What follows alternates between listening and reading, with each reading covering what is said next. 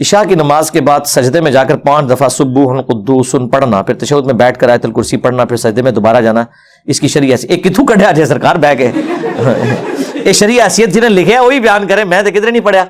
ہاں یہ بات ٹھیک ہے، صحیح مسلم میں حدیث ہے کہ سجدے میں انسان اپنے رب کے سب سے زیادہ قریب ہوتا ہے، اپنے رب سے خوب دعائیں مانگو، لیکن سجدے سے مراد یہ نہیں ہے کہ عام حالت میں آپ نے سجدہ کرنا ہے، اس سے مراد نماز کا سجدہ ہے۔ 2 جگہ ایسی ہیں جہاں آپ نے دعائیں مانگنی ہے، ایک تشہد، بخاری مسلم میں حدیث ہے جب تشہد پڑھ چکو درود شریف کے بعد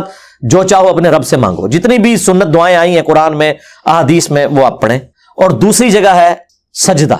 اور وہ دعا بھی آئی ہے بخاری مسلم میں۔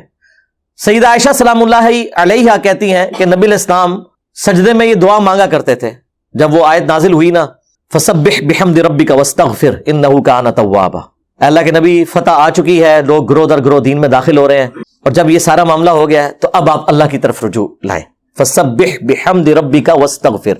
اپنے رب کی تسبیح بیان کریں حمد کے ساتھ اور اس سے استغفار کریں۔ یعنی اس میں خبر آ گئی تھی کہ اب آپ دنیا سے تشریف لے جانے والے ہیں، تو جس طرح کسی کی لائف کنکلوڈ ہو رہی ہوتی ہے، کیونکہ نبی علیہ السلام کی عبادات کافی کمپرومائز ہو گئی تھیں جہاد اور قتال اور تبلیغ کی مصروفیات کی وجہ سے۔ ظاہر ہے کہاں مکے کی پوری راتوں میں کھڑے ہو کے قیام کرنا، اور کہاں مدینے میں جہاد اور قتال کی تکلیف اٹھانا، پھر آپ ایک پولیٹیکل لیڈر بھی تھے، تو وہ چیزیں کمپرومائز ہو گئیں اور نبی علیہ السلام اس کا گلٹ فیل کرتے تھے۔ لیکن ٹیکنیکلی جو نبی علیہ السلام کام کر رہے تھے وہ اس کام سے افضل تھا جو رات میں اکیلے کھڑے ہو کے کوئی نوافل پڑھتا ہے، وہ رات کا قیام ہے۔ سرکار دن کا ایک قیام ہزاروں راتوں کے قیام سے افضل ہے جس میں آپ اللہ کے لیے کھڑے ہوتے ہیں۔ ہاں جی، یا ایھا المدثر قم فانذر، کھڑے ہو جاؤ اور ڈر سنا۔ یعنی وہ سورۃ المزمل میں رات کا قیام تھا، سورۃ المدثر میں دن کا قیام آیا،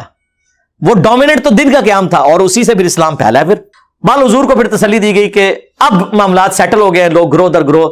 دین میں داخل ہو رہے ہیں۔ اذا جاء نصر اللہ والفتح ورأيت الناس يدخلون في دین اللہ افواجا فسبح بحمد ربک واستغفر، تسبیح کریں، حمد بیان کریں، استغفار کریں۔ تو ام عائشہ کہتی ہیں پھر نبی علیہ السلام، بخاری مسلم میں الفاظ ہیں،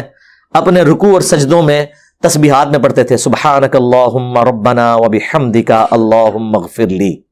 تینوں حکموں پہ عمل ہو رہا ہے، تسبیح بھی، حمد بھی اور استغفار بھی۔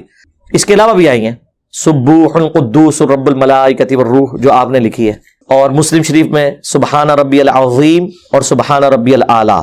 رکوع میں سبحان ربی العظیم اور سجدے میں سبحان ربی الاعلیٰ، یہ بھی 3 دن میں پڑھیں، ساتھ یہ بھی پڑھیں سبحانک اللہم ربنا وبحمدک اللہم اغفر لی، تو اور اسی کو 3 بار پڑھ سکتے ہیں، تو وہ آپ کریں۔ لیکن یہ عام سجدے جو ہے نا یہ تو بدعات ہیں، کہتے ہیں جی یہ سجدہ کوئی برا کام ہے، سرکار پھر پھکی لے لو، بلکہ پھکا۔ اذان برا کام ہے، بخاری مسلم میں حدیث ہے اذان کی آواز سے شیطان بھاگ جاتا ہے، تو عید کی اذان کیوں نہیں ہوتی؟ نبی علیہ السلام نے نہیں دی، آئے نا داڑھ تھلے ہوں، نبی علیہ السلام نے نہیں دی۔ برا کام ہے نا اس لیے نہیں کیا ہوگا، نہیں کام تو اچھا ہے لیکن کیا نہیں ہے، بس ٹھوس سے نہ لی۔